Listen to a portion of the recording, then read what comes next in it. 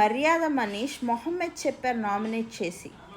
కానీ Immanuel Bharani fake games, fake bondings చేస్తారండి. ఎందుకంటే ఇప్పుడు తనుజకి హౌస్ భజన కొడుతుంది. కానీ తనుజ లాస్ట్కి ఏమంటుంది, నాకు ఎవ్వరు ఏం చేయలేదు, నేను ఇండివిజువల్ ప్లేయర్ అంటది. అలా అంటే వీళ్ళిద్దరికీ మండిద్ది. ఎవరికి? భరణికిను ఇమ్మాన్యుయల్కి. దివ్య వచ్చినప్పటి నుంచి దివ్యని తనుజని అవాయిడ్ చేశాడు భరణి అని తనుజకు కోపం. వీళ్ళకి ఇన్ని కాంప్లికేటెడ్ ఇష్యూస్ ఉన్నా కూడా బయటికి చెప్పుకోరు. ఎందుకు? ఇవన్నీ ఫేక్ బాండ్స్ కాబట్టి. బయటికి చెప్తే ఎక్కడ దూరం అయిపోతారో, ఎక్కడ తనుజ దూరం అయిద్దా, ఎక్కడ దివ్య దూరం అయిద్దా, ఎక్కడ ఇమ్మాన్యుయల్. భరణిని ఇమ్మాన్యుయల్ తిడతాడు, ఇమ్మాన్యుయల్ని భరణి తిడతాడు, తనుజ భరణిని తిట్టిద్ది, ఇమ్మాన్యుయల్ తిట్టిద్ది.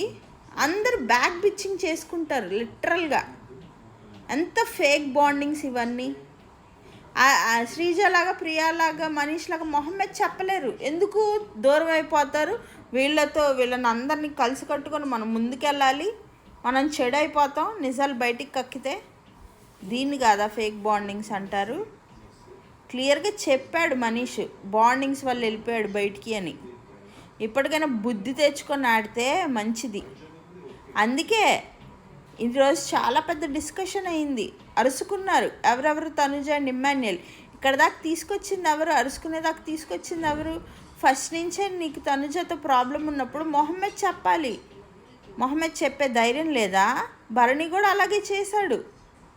కాపాడుకుంటూ వచ్చారు. నీ నోటితో నువ్వు చెప్పావు కదా ఇమ్మాన్యుయల్, నీ నోటితో నువ్వు చెప్పావు బెడ్ టాస్క్లో, వాటర్ టబ్ టాస్క్లో వెనకేసుకొచ్చానని.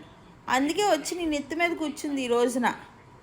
శ్రీజాని అన్యాయంగా తోసాడు మాట్లాడుతుంటే, అన్యాయంగా వెళ్ళిపోయాడు. ఇప్పుడు వచ్చి కూడా పెద్ద లాభం లేదు భరణి ఇంట్లోకి వచ్చి.